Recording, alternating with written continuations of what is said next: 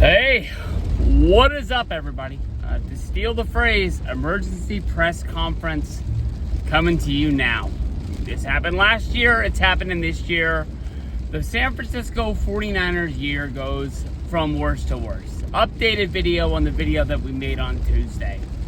Kyle Shanahan in his press conference today just announced 0% chance of Brock Purdy starting on Sunday against the Green Bay Packers. In my video, I basically said the Green Bay Packers are a good football team. They're good. They're not great. They're beatable. They are a really, really good team.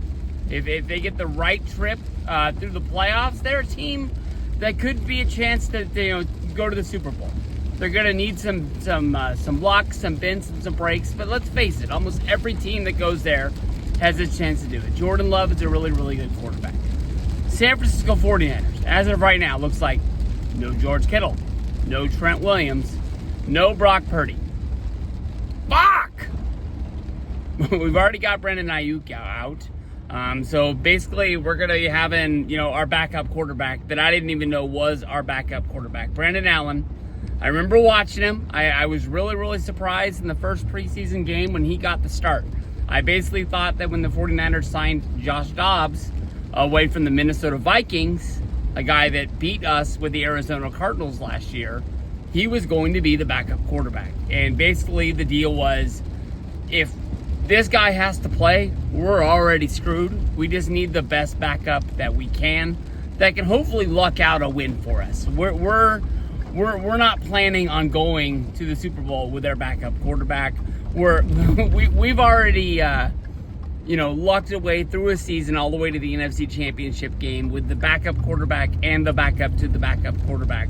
We're not going to have that luck happen to us anytime soon. This game on Sunday is going to be dog shit ugly. There ain't no other way to say it. This is going to be bad. I got nothing against Brandon Allen. Very, very honestly, when he was playing those preseason games, he was playing with the bottom of the roster. We had no Kyle Juszczyk. We had no Brandon Ayuk, no Deebo Samuel, no George Kittle, no Juan Jennings.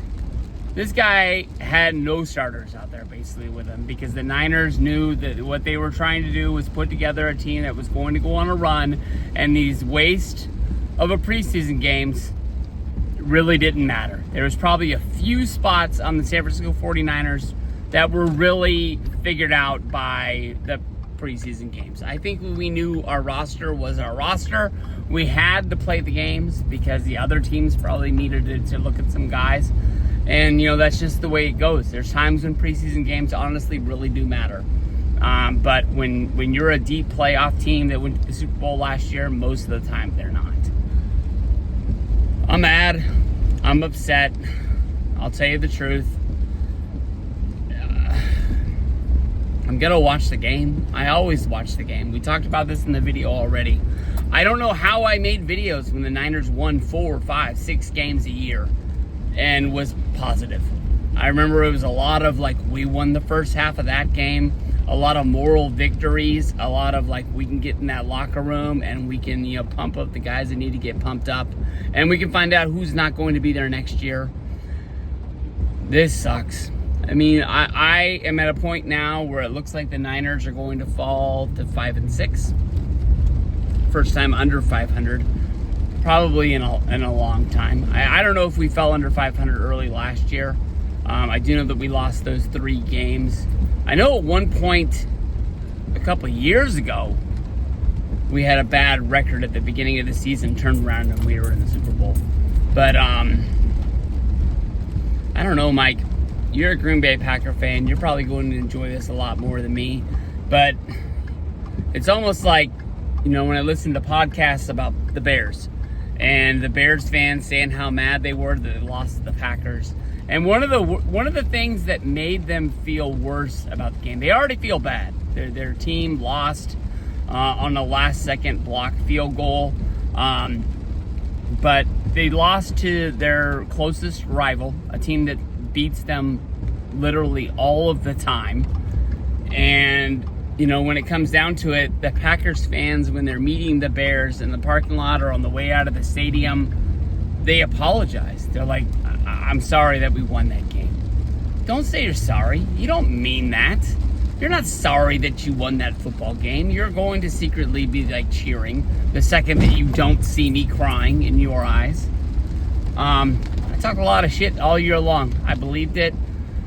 I'm not going to say that this is a bad football team because you take this roster and you just call up a Carolina Panther fan and you're like, hey, would you mind if we drop the San Francisco 49ers roster on you right now? They're going to be in heaven. They're going to be like, we're putting it back together. We're set. It's just we're down from last year.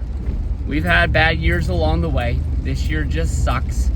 It is a mural image of the Atlanta Braves. I really thought that we had a chance to win the World Series this year. We lost Acuna kind of early. After Acuna, we lost Strider.